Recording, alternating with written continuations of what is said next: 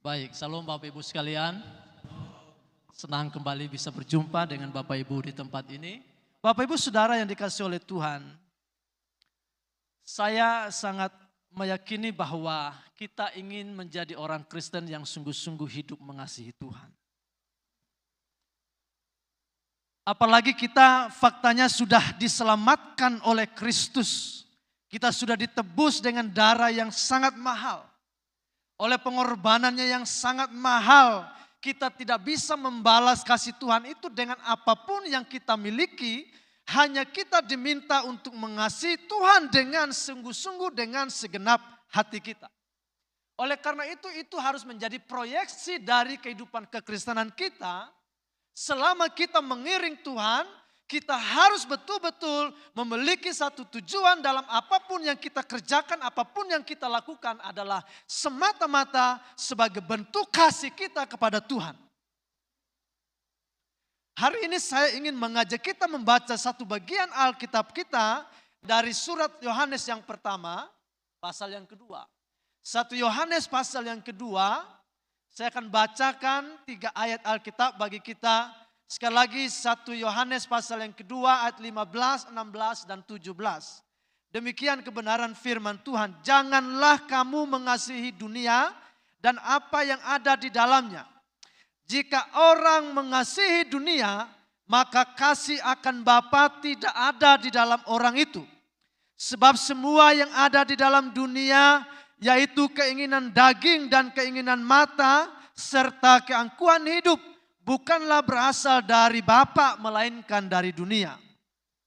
Dan dunia ini sedang lenyap dengan keinginannya. Tetapi orang yang melakukan kehendak Allah tetap hidup selama-lamanya. Bapak Ibu Saudara yang dikasihi Tuhan, dalam ayat yang kita baca di sana dijelaskan ada 2 macam kasih yang sangat kontras antara satu dengan yang lain. 2 macam kasih yang berlawanan, yaitu kasih kepada Allah dan kasih kepada dunia. Tentu 2 model kasih ini tidak bisa kita jalankan secara bersama-sama. Kasih akan dunia adalah sebuah kasih yang merupakan ancaman dan merupakan sesuatu yang sangat merusak persekutuan kita dengan Tuhan. Karenanya kasih akan dunia ini sangat kontras, sangat berlawanan dengan kasih kepada Allah. Kita sudah tahu di dalam Matius pasal 6 ayat 24, di sana Yesus sudah memperingatkan kita agar kita tidak boleh mengabdi atau mengasihi pada 2 Tuhan sekaligus. Kenapa? Karena pasti kita akan lebih setia kepada yang satu, kita pasti akan lebih mengasihi kepada yang satu dan mengabaikan yang lain.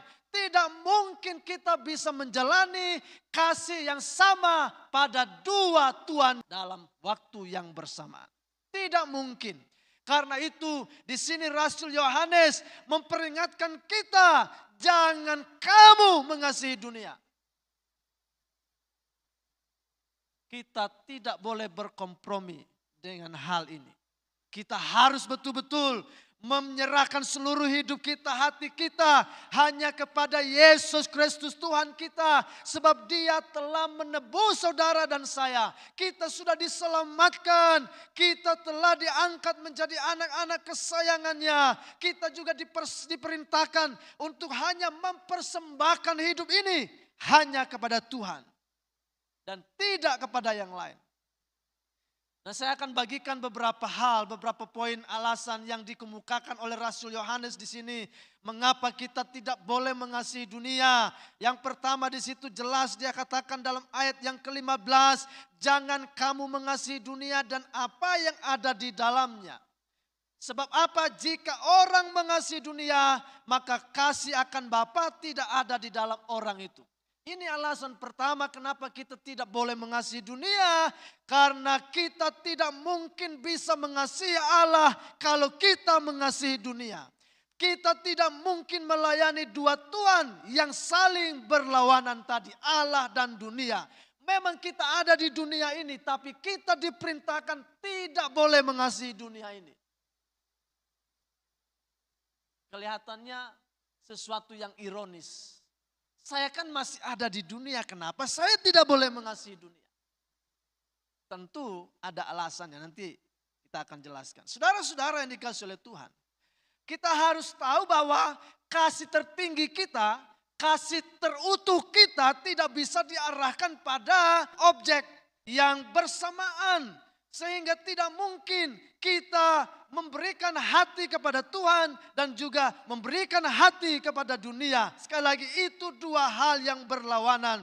Mengasihi dunia berarti kita terikat dengan dunia ini. Kita menjadi duniawi. Kita berkompromi dengan hal-hal yang ada di dunia ini. Kita tidak betul-betul mendisiplinkan diri kita sebagai orang yang mengasihi Tuhan dengan segenap hati, segenap kekuatan, segenap jiwa, dan segenap akal budi. Mengasihi dunia berarti menjadikan dunia sebagai pusat hidup kita. Padahal kita diminta agar menjadikan Yesus saja sebagai pusat dari kehidupan kita. Tidak ada yang lain. Jangan kita menjadikan dunia ini sebagai pusat kehidupan kita. Sebab dunia ini tidak akan memberikan jaminan. Tidak akan memberikan kepastian kepada saudara dan saya. Kita hanya diperintahkan untuk mengasihi Tuhan dengan segenap.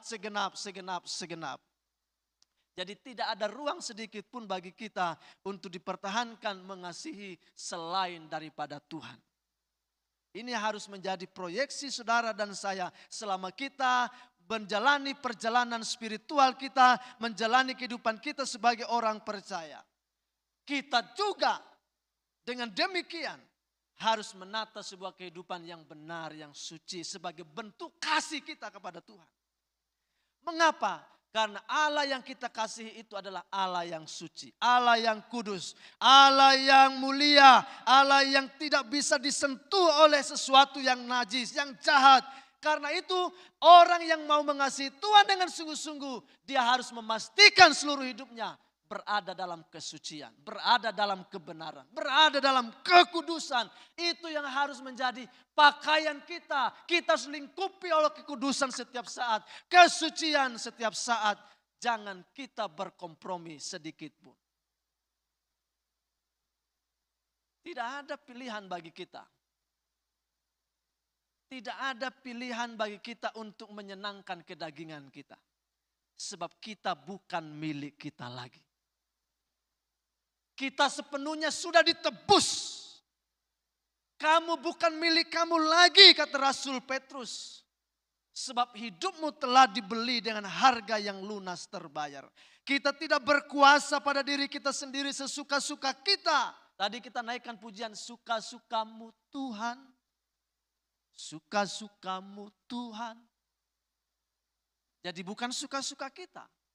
Kalau suka-suka kita berarti kita melakukan yang menyenangkan kita. Dan yang menyenangkan kita pasti kita kompromi. Pasti, tidak mungkin. Apalagi tawaran-tawaran dunia begitu nikmat. Lebih enak datang ke gereja atau jalan-jalan. Oh, pasti lo suka jalan-jalan.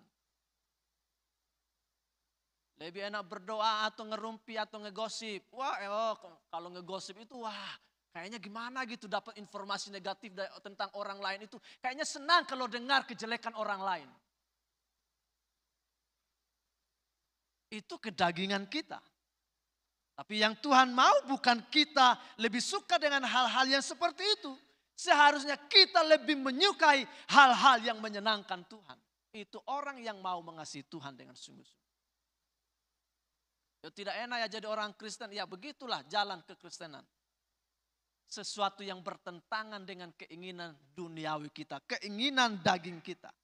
Karena Rasul Yohanes jelas mengatakan di sini, jangan kamu mengasihi dunia. Kalau kita menjadikan dunia sebagai sumber kebahagiaan kita, menjadikan dunia sebagai pusat hidup kita, maka pasti kita tidak mungkin berkenan kepada Tuhan. Kita harus mengarahkan seluruh hidup kita. Jangan sampai kita mengalami kerugian. Pengiringan kita kepada Tuhan, jangan sampai suatu saat kita mengalami kerugian. Kita sudah merasa mengasihi Tuhan. ternyata masih berkompromi, ternyata kita masih menyisakan ruang-ruang dalam hati, dalam pikiran kita untuk memuaskan keinginan kita, memuaskan daging kita. Suatu saat Tuhan tidak mengenal kita, suatu saat Tuhan menolak kita, aku tidak mengenal kamu hai pembuat kejahatan. Kita mungkin sudah berkata, mungkin kita merasa saya rajin ke gereja, saya rajin beribadah, saya rajin pelayanan. Tapi suatu saat Tuhan bisa menolak kita. Kenapa? Karena tidak sebulat hati, tidak dengan sepenuh hati mengasihi Tuhan. Jadi sejatinya saudara-saudara, menjadi orang Kristen berarti seluruh hidup kita telah disita hanya untuk kepentingan Tuhan. Kita tidak punya kuasa, tidak punya hak mempertahankan kesenangan sendiri. Itu konsekuensi menjadi orang Kristen, pengikut Kristus. Saya nggak tahu apakah Bapak Ibu masih tetap berkomitmen bertahan dengan konsekuensi segala macam efek, segala macam dampak dari pengeringan kita kepada Tuhan. Orang yang tidak kuat pasti dia menyerah. Orang yang tidak mau berkorban pasti dia menyerah. Dan dia hidup sesuai dengan keinginannya. Tapi percayalah, perjuangan kita dalam mengiring dan mengasihi Tuhan dengan sepenuh hati pasti akan membawa pada sebuah kemuliaan. Mungkin kemuliaan itu belum kita nikmati di dunia ini. Tapi ingatlah, di balik dunia yang sekarang ini, Tuhan pasti menyediakan kemuliaan yang luar biasa. Tidak ada satu kerugian pun bagi kita kalau kita mengasihi Tuhan dengan sungguh-sungguh. Tapi kalau kita berkompromi, maka kita kehilangan segala-galanya. Kita rugi serugi-ruginya.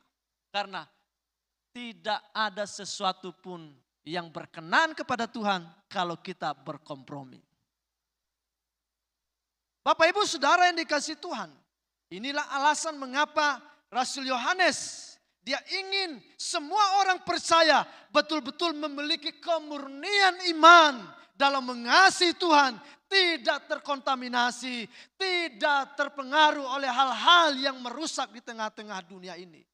Jangan kamu mengasihi dunia. Yang kedua, di situ dikatakan bahwa dalam ayat yang ke-16, sebab semua yang ada di dalam dunia, yaitu keinginan daging dan keinginan mata, serta keangkuhan hidup, bukan berasal dari Bapa, melainkan dari dunia. Alasan kedua, mengapa kita tidak boleh mengasihi dunia? Karena semua nilai, semua budaya atau sistem yang ada dalam dunia sangat berlawanan dengan nilai-nilai kerajaan Allah. Jadi kita harus memahami, jangan kamu mengasihi dunia. Dalam surat Yohanes yang pertama tadi, jangan kamu mengasihi dunia. Dalam Injil Yohanes dikatakan Allah mengasihi dunia. Kelihatannya itu kontradiktif. Di satu sisi, rasul yang sama, Yohanes penulis Injil Yohanes pasal 3:16, karena begitu besar Allah mengasihi dunia ini. Tapi di surat yang baru saja kita baca dikatakan jangan kita mengasihi dunia. Pengertian dunia yang digunakan oleh Yohanes dalam Injil dan dalam surat memiliki pengertian yang berbeda. Dalam Injil Yohanes pasal 3:16 kata dunia di situ menunjuk kepada manusia atau orang-orang yang dikasihi oleh Tuhan. Sedangkan dalam surat Yohanes ini itu dunia di situ representasi dari dosa. Mengapa representasi dari dosa? Karena dunia yang ada sekarang ini memiliki nilai, memiliki sistem, budaya yang ada dalam dunia sudah rusak. Makanya sekarang di mana-mana kita sepertinya marah dengan setiap sistem yang ada di dunia ini. Orang-orang dipercaya untuk jabatan-jabatan tertentu, posisi tertentu. Yang seharusnya jabatan, posisi itu adalah sarana atau cara untuk melayani. Sekarang setiap jabatan, setiap kedudukan yang dimiliki sebagai ajang untuk mengeruk kekayaan sebesar-besarnya, menindas orang lain, memperkaya diri, sehingga terjadi korupsi, penyalahgunaan kewenangan, pemutarbalikan hukum, dan seterusnya. Itulah sistem dunia. Itulah nilai-nilai dunia. Orang yang mau hidup benar, rasanya jengkel sekali dengan sistem yang sudah rusak. Tapi kita tidak bisa berbuat apa-apa. Karena memang dunia ini akan berjalan menuju pada kebinasaan. Jadi kita jangan pernah berfantasi, aku ingin hidup 1000 tahun di dunia ini.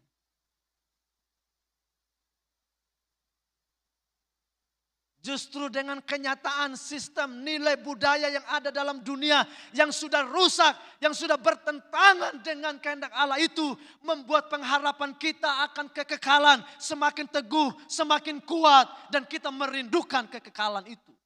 Tapi kita tidak boleh cepat-cepat pulang sesuai dengan keinginan kita.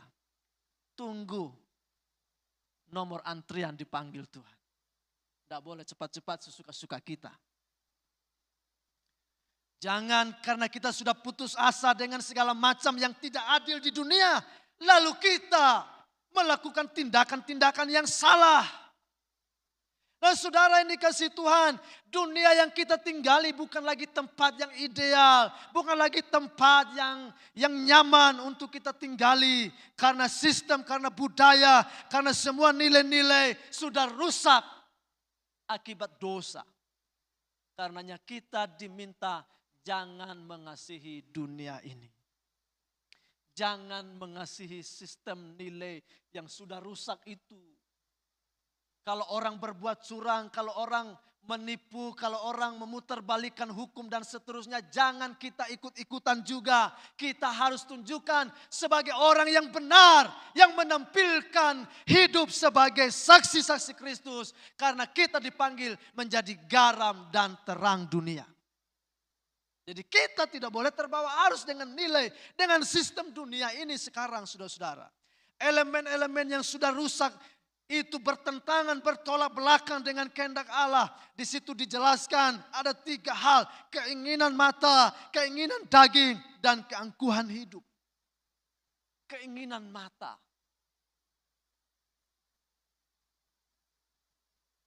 Ini kalau kita nggak kontrol keinginan mata kita, itu sangat berbahaya sekali.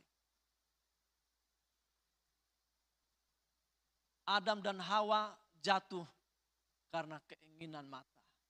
Ketika dilihatnya buah yang dilarang itu, dia tergoda. Kita jalan-jalan ke pusat perbelanjaan, kalau kita tidak jaga mata, maka kita akan terjerumus pada hidup konsumerisme, hedonisme, dan lain sebagainya. Itu keinginan mata. Kalau lihat orang cantik, kalau kita tidak jaga mata kita, kita bisa jatuh dan mempraktekkan atau permisif terhadap nilai-nilai budaya yang sudah rusak. Itu keinginan mata. Kita harus berhati-hati. Keinginan daging susah untuk dipuaskan. Angkuhan hidup. Dunia sekarang ini melihat fisik sebagai ukuran. Apa yang terlihat itu yang menjadi ukuran. Misalnya nilai budaya. Seseorang dihargai, seseorang dihormati. Dunia seolah-olah mengukurnya dari apa yang dia miliki, dari kedudukannya, dari jabatannya, dari hartanya, dari kekayaannya. Itu ukuran dunia. Tuhan tidak melihat, menjadikan semua itu sebagai ukuran keberhargaan kita di hadapan Tuhan. Ukuran keberhargaan kita karena memang kita dikasihinya. Bukan karena pakaian yang kita kenakan. Bukan karena tas branded yang kita tenteng. Kalau dunia menghargai kita karena mobil yang kita pakai, karena pakaian yang kita pakai, karena kedudukan yang kita miliki, itu sistem dunia. Rusak sistem dunia. Makanya terjadi diskriminasi dan seterusnya. Jadi apa yang terlihat itulah yang menjadi ukuran. Padahal di hadapan Tuhan, Dia melihat hati yang mengasihi. Kita berkenan atau tidak, bukan karena dendanan lahiriah kita. Kita berkenan atau tidak di hadapan Tuhan karena kita punya hati yang tulus, kita hati yang murni, kita punya hati yang bersih di hadapan Tuhan. Bukan sekedar dandanan lahiriah yang kelihatan religius, kelihatan beragama, kelihatan rohani. Itu dunia lihat seperti itu. Itu manusia lihat seperti itu.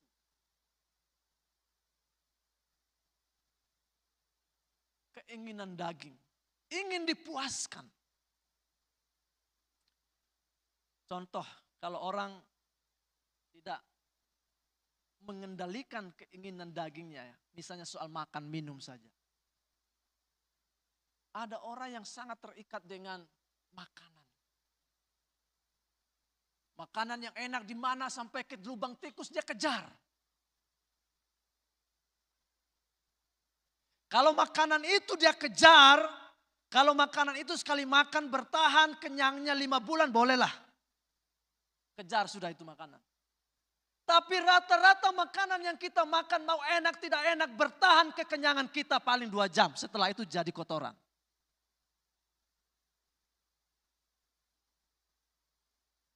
Ada orang loh ya. Karena terlalu mementingkan keinginan daging, rasa enak menurut daging. Tinggal di Jakarta. Makan siang di Bandung. Buang air besar di Surabaya. Makan malam di Probolinggo. Ada loh orang yang kejar makanan. Dan banyak orang yang hidupnya singkat gara-gara makanan. Kita itu harus bertanggung jawab terhadap kesehatan yang Tuhan berikan. Kalau kita mementingkan keinginan daging kita semata, tidak akan terpuaskan. Tidak akan terpuaskan. Tapi itu nilai dunia. Dia merasa bangga kalau dia sudah dapatkan makanan yang dia idam-idamkan. Dia merasa terpuaskan kalau dia mendapatkan makanan itu. Tapi dia tidak mengingkari fakta. Sebentar lagi dia akan lapar. Ada orang yang karena keinginan dagingnya menggebu-gebu. Tidak bisa mengendalikan nafsunya. Menjalani kehidupan yang bebas. Banyak generasi-generasi muda termasuk generasi muda Kristen yang menjalani kehidupan seks bebas. Saya berharap pemuda-pemudi di GBI Sion Probolinggo tidak ada yang seperti itu. Kalau kalian mau dipakai Tuhan, mau dipercaya Tuhan untuk hal-hal besar ke depan, jangan pernah melacurkan diri kita untuk hal-hal yang menyenangkan hanya keinginan daging semata. Tuhan tidak berkenan. Saya telah mendengar kesaksian banyak atau ada anak-anak muda, anak-anak remaja yang ikut melayani Tuhan di gereja. Kelihatannya rohani, tapi di belakang itu mereka menjalani kehidupan yang sangat rusak. Tidak boleh ada seperti itu sebagai orang Kristen yang sudah diselamatkan oleh Kristus. Kita mengkhianati pengorbanannya yang di atas kayu salib. Orang seperti itu tidak betul-betul menyadari konsekuensi menjadi seorang Kristen yang sejati. Kita tidak boleh main-main. Saya menyampaikan seperti ini karena saya tidak ingin kita mengalami kerugian pada akhirnya. Persembahan kita tidak menyelamatkan kekekalan kita. Kerajinan kita beribadah tidak menyelamatkan. Itu orang-orang Farisi yang dikecam Yesus. Mereka memamerkan kesalehan. Tapi Tuhan berkata, kamu hai keturunan ular beludak. Kamu seperti kuburan yang dilabur putih. Luarnya kelihatan rohani, luarnya kelihatan bagus, luarnya kelihatan beragama, luarnya kelihatan religius. Tapi dalamnya penuh dengan tulang belulang dan berbau busuk. Pernah lihat kuburan kan ya? Kuburan itu mau bagaimanapun indahnya dibuat dari luar. Di dalamnya tetap tulang yang busuk, yang sudah rusak. Itulah gambaran orang yang hanya mementingkan hal-hal yang lahiriah. Kita harus introspeksi diri kita. Jangan-jangan aku salah satunya yang munafik di hadapan-Mu Tuhan. Aku rajin ke gereja, tapi di luar aku diam-diam mengkhianati istriku, mengkhianati suamiku. Kalau mau mengasihi Tuhan sungguh-sungguh, ingat, berikan hidup ini sepenuhnya tersita hanya untuk kesenangan Tuhan. Bukan untuk kenikmatan mata kita, kenikmatan daging kita lagi. Dunia ini rusak, sistem nilai yang ada dalam dunia ini sudah rusak, saudara-saudara. Jangan mengikatkan diri kita dengan dunia ini. Makanya Paulus berkata, janganlah kamu serupa dengan dunia ini.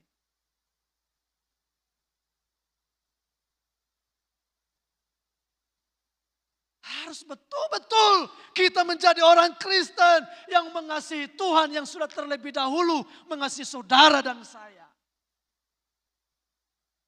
Salib Kristus begitu mahal dia kerjakan. Dan kita tidak menganggap itu mulia. Kita menajiskan, kita menginjak-injak darah perjanjiannya. Betapa jahatnya kita di mata Tuhan. Keinginan mata, keinginan daging, keangkuhan hidup, kesombongan, merasa diri paling hebat, merasa diri paling pintar, paling luar biasa. Miliki sesuatu sudah mulai besar kepala. Apa sih yang bisa kita sombongkan? Apa yang bisa kita sombongkan? Itu banjir di Jakarta beberapa hari dan Bekasi sekitarnya. Itu baru banjir. Mobil-mobil mewah di basement mall, di jalan-jalanan tersapu habis. Itu baru banjir. Bahkan nyawa kita pun Tuhan bisa ambil setiap saat, setiap detik. Tidak ada yang bisa kita banggakan. Kegantengan kita banggakan. Sebentar juga kita pasti peot semuanya. Mau kita operasi sampai ke Korea, ke Singapura, mau puluhan kali suntik juga, pasti tidak mungkin kita bisa menipu umur kita. Tidak bisa. Mau banggakan kecantikan kita, semua akan luntur pada waktunya. Kita harus memiliki hati yang merendah di hadapan Tuhan. Kalau kita bisa menikmati, kalau kita bisa memiliki semua itu, semua hanya karena anugerah. Dan kita harus menjalani hidup kita dengan penuh tanggung jawab. Hidup dalam takut akan Tuhan setiap saat. Sekali lagi saya katakan bagi saudara dan saya, menjalani hidup yang benar di tengah-tengah dunia yang rusak. Memang itu sukar, memang itu menyakitkan, tapi itu tidak pernah merugikan saudara dan saya. Dalam bisnis, kalau tipu menipu itu hal biasa bagi orang lain. Bagi orang percaya tidak boleh tipu menipu dalam berbisnis, dalam berusaha. Kita harus menjadi garam dan terang. Kita harus menjadi representasi dari kebenaran yang dilihat oleh dunia. Kita harus tampil beda. Kalau kita dikhianati, disakiti, menurut sistem dunia, menurut ukuran dunia, kita harus balas. Nilai kerajaan Allah mengajarkan extra miles. Barang siapa yang menampar pipi kiri, berikan pipi kanan. Barang siapa yang meminta baju, kasih jubah. Barang siapa meminta jalan 1 mil, jalan 2 mil. Itu nilai kerajaan Allah. Kalau nilai-nilai kerajaan dunia, nilai-nilai dunia, apa yang menguntungkan kita, itu yang kita lakukan. sangat bertentangan. Makanya Yohanes katakan, jangan mengasihi dunia. Jangan mengasihi dunia. Berat, saya akui itu berat. Makanya kita berjuang bersama-sama. Tidak mungkin kita langsung sempurna. Tapi Tuhan menghargai niat suci kita untuk berjuang hidup dalam kekudusan Tuhan. Setiap pencapaian, setiap usaha kita untuk hidup benar, itu dapat kredit dari Tuhan. Hai hambaku yang baik dan setia. Pasti kita dapatkan pujian, apresiasi dari Tuhan. Dapat kredit poin dari Tuhan setiap pencapaian kita. Dan pencapaian-pencapaian hidup benar itu lebih berkualitas dari pencapaian-pencapaian hal yang materi yang sifatnya sementara. Kenapa? Karena pencapaian hidup dalam kekudusan itu nilainya kekal. Sedangkan pencapaian-pencapaian yang sifatnya sementara, karena sementara suatu saat kapan saja bisa lenyap. Dan itu tidak bisa memberikan garansi untuk kita masuk pada kekekalan. Kita tidak bisa membeli sorga dengan harta kita, dengan jabatan kita, dengan kedudukan kita, dengan apa yang kita miliki. Tidak bisa. Semua telah dibayar lunas di atas kayu salib. Kita hanya diminta untuk hidup mengasihi Tuhan dengan sepenuh hati, sepenuh jiwa, sepenuh kekuatan, sepenuh akal budi. Saudara-saudara yang dikasihi Tuhan. Karena itu yang ketiga, kita pahami di sini. Dan dunia ini ayat 17 sedang lenyap dengan keinginannya. Tetapi orang yang melakukan kehendak Allah tetap hidup selama-lamanya. Jangan mengasihi dunia. Alasan pertama, karena kalau kita mengasihi dunia tidak mungkin kita mengasihi Allah. Tidak mungkin. Yang kedua, mengapa kita tidak boleh mengasihi dunia? Karena semua sistem, semua nilai, semua budaya yang ada dalam dunia telah rusak. Tidak ada yang sesuai dengan nilai-nilai kerajaan Allah. Yang ketiga, mengapa kita tidak boleh mengasihi dunia ini? Karena kenikmatan dan kebanggaan yang ada di dunia ini sifatnya semu. Hanya sementara.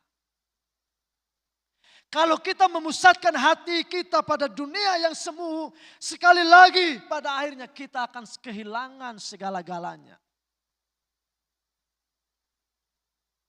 Karena itu kita diperintahkan, mari kita mengarahkan seluruh daya kita, tenaga kita, pikiran kita, hati kita. Kasihilah Tuhanmu dengan sepenuhnya. Memang konsekuensinya berat. Tapi itulah harga yang harus kita terima sebagai pengikut Kristus. Jadi kata Kristen yang kita kenakan pada diri kita sebagai label orang Kristen, kita harus pahami dengan benar. Kristen bukan hanya sekedar sebuah label keanggotaan gereja, keanggotaan agama.